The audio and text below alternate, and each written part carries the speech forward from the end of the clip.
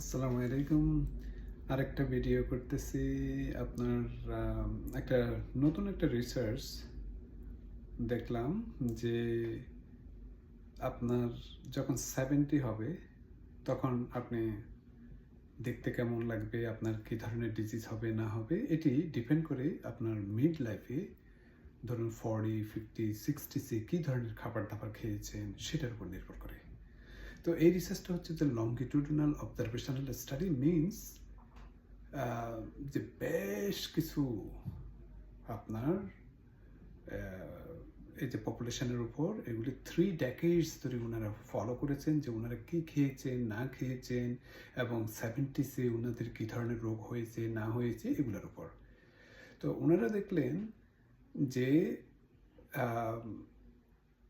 যারা মোটামুটি ভালো খাবার দাবার খেয়েছে, 8 ধরনের এখানে ডায়েটের কথা বলা হয়েছে, যেমন মেডিটেরিয়ান ডায়েট, ড্যাশ ডায়েট এবং আরও অন্যান্য 6 ধরনের ডায়েট যেগুলো অনেকটা ওভারল্যাপ করে থাকে। মোটামুটি কথা হলো যে এই গ্রুপগুলি বেশ ভালো খাবার দাবার খেয়েছে, আবার কেউ খারাপ খাবার দাবার খেয়েছে এবং এটির উপর অবজার্ভ করা হয়েছে। তো ওনারা এখানে বেশ কিছু খাবার দাবার উল্লেখ করেছেন, আবার কিছু প্রসেস ফুড যারা খেয়েছেন তাদের উল্লেখ করেছেন এবং দেখা গেলো যে এই প্রায় 1 লক্ষর উপরে এই পপুলেশনের উপর যে রিসার্চটা করা হয়েছে তাদের মধ্যে অ্যাবাউট 10,000 আপনার ভালো ফল লাভ করেছেন।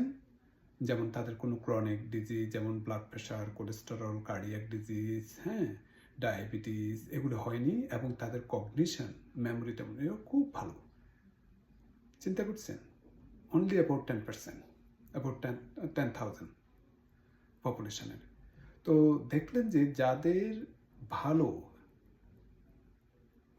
অবস্থায় ছিলেন, কোনো ধরনের ক্রনিক ডিজিজ ছিল না, তারা কী করছেন, তারা দেখলেন যে কোনো প্রসেস ফুড খাননি, ফ্রুটস অ্যান্ড ভেজিটেবল খেয়েছেন, হোল গ্রেন খেয়েছেন, খুবই হেলথ কনসাসভাবে ওনারা খাওয়া দাওয়া করেছেন। এই জন্য ওনারা 70সে এসে ওনাদের স্বাস্থ্য খুবই ভালো।